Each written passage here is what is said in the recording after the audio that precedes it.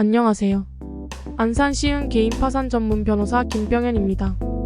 여러분, 많이 사업 자금으로 여러 군데 은행에서 대출을 받아서 열심히 사업을 꾸려왔는데 어느 날부터인가 매출이 줄어들고 비용 빼고 남는 순수익이 줄어들면서 생활비로 쓰고 남은 돈이 없다 보니 대출 원리금이 연체가 시작되는 경우 어떻게 해결해야 할까요?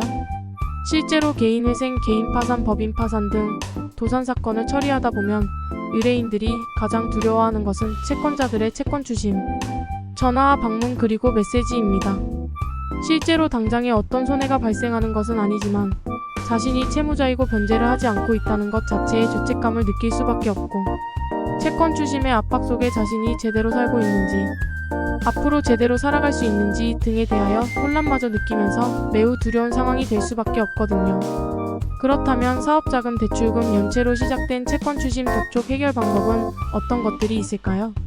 일단 만약 의뢰인이 그 채권을 다투려 지가 있다면 대한변호사협회 등록 민사법 전문 변호사가 해결해 드릴 수 있는데요. 즉, 이전에 변제했다거나 상계했다거나 하는 사정이 있다면 충분히 다투어서 채권자의 청구를 기각시킬 수가 있는 것이죠. 혹은 개인 채무의 경우 불법원 인급여의 사정이 있었다면 이런 사정을 적극 주장하여 채권의 시도를 막아낼 수 있는 것이죠. 경우에 따라 혹은 누군가가 사기를 쳐서 대출이나 개인 채무를 지게 되었다면 그리고 채권자도 그에 동참한 사실이 있다면 그에 맞게 대응을 할 수도 있고요. 그 밖에 채권자가 없는 채무를 만들어서 소송을 하는 사정이 있다면 소송 사기로서 형사 조치도 고려해 볼 수 있습니다. 그것도 아니다 싶으면 소멸시효의 완성을 주장해 볼 수 있는데요. 이런 경우 소멸시효 기간의 도중에 채무자 채무의 변제를 약속하거나 채권자가 재판상 청구를 했는지 등등 소멸시효 중단의 사실관계도 잘 살펴보아야 합니다. 그런데 만일 의뢰인이 생각하기에 채권자에 대한 채무를 인정할 수밖에 없는 사정이 있다면요. 그렇다면 어떻게 해야 할까요?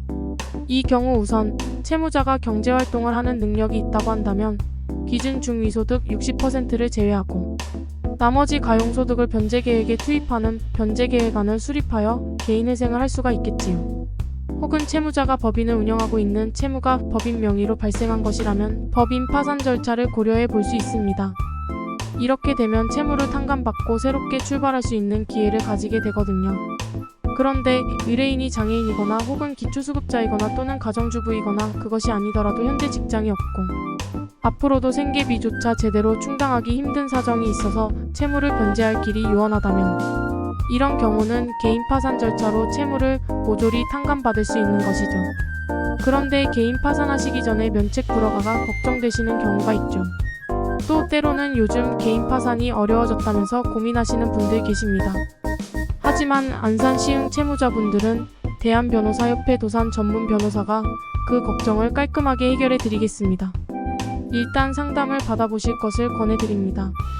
정말 힘들고 고민된다면 그냥 전문 변호사보다는 대한변호사협회 등록 도산 전문 변호사 김병현과 함께 사건을 해결하는 것이 훨씬 유리합니다. 고민되는 시흥 개인 파산 사건은 바로 이곳에서 도산 전문 변호사 김병현과 속 시원하게 해결하세요.